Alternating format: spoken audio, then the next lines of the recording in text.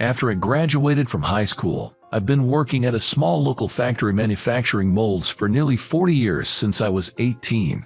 Officially, we had a 2-day off a week.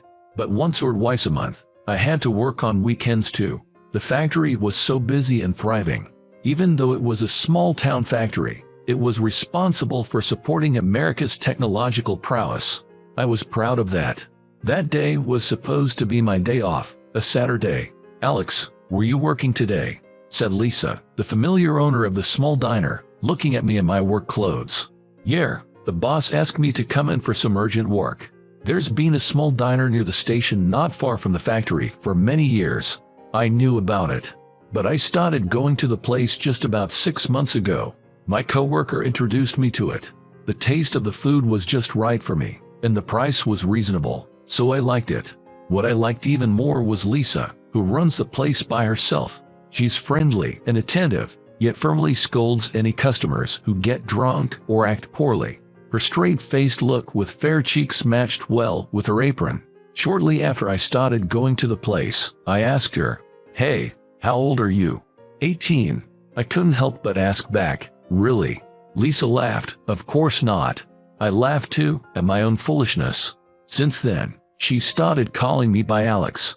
"This chicken soup is tasty," I blurted out, holding a quick glass of beer. "Alex, if it's chicken, you'll eat it." "Easy customer," she said.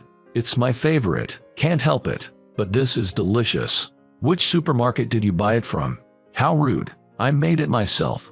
"I thought you might come by today, Alex," I said. "Is that so?" and took another spoonful of the chicken soup. Lisa watched me intently. "Could you pack this chicken soup if there's any left? I'll pay you for it." "Sure, but was it that good?" I lost my wife 15 years ago. Back then, I could cook for my 10-year-old daughter, making lunchboxes and preparing breakfast and dinner. But I never made something like chicken soup. For some reason, I wanted to serve this chicken soup to the guy my daughter would bring over tomorrow. Tomorrow, my daughter is bringing her boyfriend to our house. I always told Harriet that if she found someone she liked, she should introduce him to me first. I persuaded her by saying, "I'll do the same. Tomorrow, it'll become a reality." The first meeting with my daughter's boyfriend. "What do you think about serving this chicken soup to her boyfriend?" Lisa, delighted, wrapped up a large quantity of chicken soup, enough for 10 servings, and handed it to me. When Harriet brought her boyfriend over, he was seated in the living room, rigid and formal. I was cooking in the kitchen for him. "It's ready. Let's eat." Harriet brought her nervous boyfriend to the dinner table. "I'm sorry, it's only home cooking." I told Harriet we could have gotten pizzas. "It's my dad's cooking. I wanted you to try it. It's my father's taste."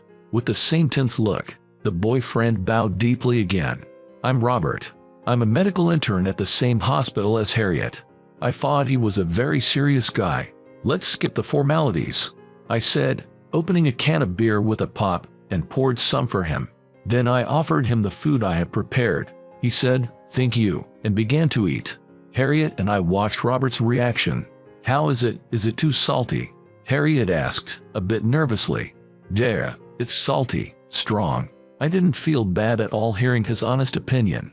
As I scratched my head, apologizing, Robert said, "In my family, my mom insists on using less salt for health reasons." I thought, no wonder, coming from a family of doctors. But, even though it's rude to my mom, I like this better. "It's delicious," Robert said, and with a satisfied look, he heartily ate the omelet I'd cooked. I thought he was a good, honest young man. Harriet said, "Here's more soup," and offered Robert more chicken soup. Then she explained my love for chicken. I was sipping my beer, watching the two of them, smiling. I haven't really eaten chicken soup before, but it's delicious. Is it hard to make? I can't make it. I got it because I like the taste. Robert tried the pickles and said, "Delicious, delicious." These aren't homemade either. I bought them at the supermarket. I laughed out loud. Harriet laughed too. Robert looked down, a bit embarrassed. A few days later, I went to Lisa's diner. Seeing my face, Lisa immediately asked for my impressions of my first meeting with Harriet's boyfriend. Half of me is happy, half of me is sad. It's just an ordinary feeling of a father who is everywhere. If it's ordinary, then thank God. That's what makes everyone happy after all. Lisa, who usually does not drink during business hours, said, "Let me treat you to a drink." And she drank my reserved bottle of vodka. There were several other customers, but Lisa was mostly ignoring them. She wanted to hear my story. First, I reported that Lisa's chicken soup was well received. Then, as Lisa asked, I told her how Harriet and Robert met at the same workplace, a university hospital. Harriet is a hospital clerk. Robert is a resident in the general surgery department, and he grew up in a family of doctors with a history of high education. His father is said to be the head of the hospital department and a professor. His father is an important person. Hearing Lisa's words, I remembered saying something similar to Robert. I told Harriet how strange his reaction was at the time. He gets defensive all of a sudden. It's nice to be called great by others, but his father thinks he's great himself. He thinks he's in some kind of privileged class. He gets defensive, saying he hates that. Well, even though I haven't met him, I like him already. Raising my glass filled with vodka, I thought to myself that I've got Lisa's approval. Then Lisa quickly raised her own glass and we toasted. The next weekend, from the morning, Harriet was feeling tense. She wore a brand new suit and was preparing to go out. Now, it was Harriet's turn to greet Robert's parents. If the two continue dating smoothly and even get married, then it would be time for me and their parents to greet each other. I vaguely imagined that scene. Then, Harriet's cell phone ringtone sounded. What? Cancelled? Harriet's face paled instantly as she took the call. The caller was Robert, informing her that their meeting with his parents for that day had been called off. Not long after, Robert rushed to our house to explain the situation. He had asked his parents a few days ago to stay home in the afternoon as he had someone he wanted them to meet. He kept quiet about the details. I thought my father would immediately oppose my relationship with Harriet if I told him. So, I thought I'd let them meet Harriet in person first. I thought they would like her once they met her. His father, the head of the hospital department who also handles personnel matters, seems to have misunderstood that Robert wanted to hire a friend or junior from medical school. Since then, there had been no chance for Robert to meet his father because Robert was on duty or his father was away for a conference until today. On the other hand, his mother seemed to have sensed that the person Robert wanted them to meet was his girlfriend, and she told her husband about it the night before. This morning, I was asked by my father, "Your mother says this, but is it true?" He reluctantly confessed everything. Then he was interrogated by his father about what was she doing. When he revealed that she was a clerk at the hospital, his father snorted. Then he said, "You don't need to bring every girl you date home, just the ones you want to marry. So that's why I'm considering marriage with Harriet," said Robert, clenching his teeth in frustration and firmly placing his hand over Harriet's as she listened next to him. I became unbearably restless. Without thinking about the consequences, I visited the house where Robert lived with his parents. I thought to myself, this is what a quiet residential neighborhood is like. Among all the houses, his family's mansion stood out. "I'm Harriet's father, who was supposed to visit today. I've come because I'd like to talk to you." When I announced myself over the intercom, the gate opened and I was let in, but only as far as the front door. Robert's father looked me over from head to toe without even trying to hide his displeasure. He asked about my job in a rude manner.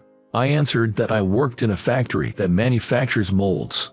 A mere clerk tries to get her hands on my son, as if she's hitting the jackpot. "So it's the parents' doing," he said, looking around me suspiciously. And then he asked, "Where's the mother?" I answered that my wife had died of illness 15 years ago, and we had been a father-child household since then. A father-child household, and the parents work in a factory. She doesn't even qualify to be with my son. This is absurd. Please leave. I felt so angry that I almost punched him. But if I did that, there would be no going back. I held back my anger and left the place. I sent Harriet a text saying, "It didn't work out," and then I visited Lisa's diner. "Oh, what's the matter, Alex? You look like you stepped in dog poop or something." I told her about my day while downing shots of vodka one after the other. "But, you know, it's not like we need the parents' permission to get married anymore, right? Even if her parents are against it, all I have to do is support her." Then Lisa said, "That's true, but wouldn't it be better to be blessed by everyone?"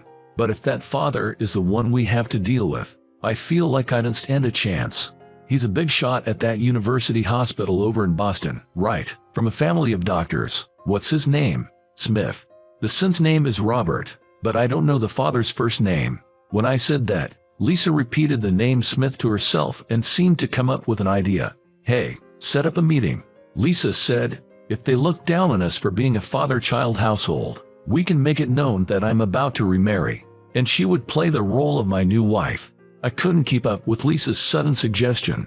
Alex, I won't treat you badly. Okay, I understand. I'll do as you say. And so, through Robert, I somehow managed to arrange a second meeting with his father. Just as Lisa suggested, she accompanied me as my soon-to-be second wife to their house in Boston. Lisa and I were shown into the living room. Not a single cup of tea was offered, and the father made us wait for more than 10 minutes before showing his face. I took time out because my son insisted, but I want to make this brief. He declared it was a declaration of war. First, I explained that I was going to remarry, so it would no longer be just a father-son household. So what? That has nothing to do with us. With a hospital clerk who merely has a factory worker for a father, the family status is already different enough. He repeated the same words as before. By the way, what do you do? Part-time in a factory or something? Robert's father said in a condescending tone. I run a diner. Lisa firmly replied. A diner, you mean like a bar? Well, that's fitting for a factory worker. Robert's father spat out those words and started to leave the room. Lisa quietly called out to him, Kevin, when did you become such a person? Robert's father turned around, dumbfounded. Why, you know my name. Don't you remember? I'm Lisa Garcia, your former tutor. Kevin's eyes widened, and he stared at Lisa without moving a muscle. Ignoring Kevin's stare, Lisa began to speak to me. She was an excellent student, graduated from high school, and went on to a top university's science department. She aimed to be a researcher but gave up when her parents went bankrupt due to a failed business. She could have stayed in college with a scholarship but chose not to. My tutoring student during my freshman year in college was Kevin, right? Kevin looked away. Lisa continued. She had not only helped him with his studies but also given him plenty of advice on love. High schooler Kevin fell in love with a poor girl from a family on welfare. When his parents found out, they vehemently opposed it, saying their statuses and backgrounds were different. Kevin, back then, you were troubled, asking what is status, what is family background. You were frustrated and cried, remember? So what? I was just a naive child back then, that's all. I was just flustered, caught between the two. Well, but I must say this, just for old time's sake. Lisa said that Kevin's treatment towards Harriet and Robert was just a repetition of the treatment Kevin had received from his parents when he was in high school. Kevin didn't even flinch. Excuse me, but did you have an arranged marriage with your wife, or was it a love match? Did you like her family background? Was her social status appropriate? If that's all, your wife must be very unfortunate. At Lisa's venomous words, Kevin, who had been standing defiantly, buckled at the knees. About 2 weeks later, the stern warning Lisa gave seemed to have had an excessive effect. Harriet was invited to greet Robert's parents. I went to report to Lisa right away. Lisa was pleased and said it was good news. But hey, something's bothering me. Oh, what's that? Suppose things go smoothly from here on out and Harriet and Robert's marriage talk progresses. The parents will have a formal marriage greeting. Last time, I spoke rashly and presented Lisa as my future wife, but in reality, I'm still a widower. Then hurry up and remarry, Lisa said, looking unhappy, but then she blushed like a young girl, saying that she died and only acted as my future wife for the sake of Harriet and the others. Harriet and Robert's marriage was just a matter of time. I took them to Lisa's small restaurant. First, to keep my promise with my daughter to introduce her if I ever fell in love with someone. Lisa, the owner, here's my favorite chicken soup. I introduced Lisa and my daughter. Does he only love chicken soup? What about Lisa? My daughter teased me. I said, don't tease your parents, as I looked at Lisa's face. Lisa smiled back, looking happy, and then she said to Harriet, I'm not sure about that. Harriet pestered, Dad, what about you? I pretended not to hear and said to Lisa, I have a favor to ask you. Oh, what? More chicken soup. The time had come for me to fulfill my second purpose in visiting Lisa that day. If Harriet and Robert are going to have a wedding, would you mind being there as the bride's mother? So, as I was fumbling around in my inside coat pocket, Lisa said, if you want to, just say it clearly. You want to register our marriage. I took out the marriage registration form I had prepared. How was it? Subscribing to the channel and IDL encourages further production. See you in the next video.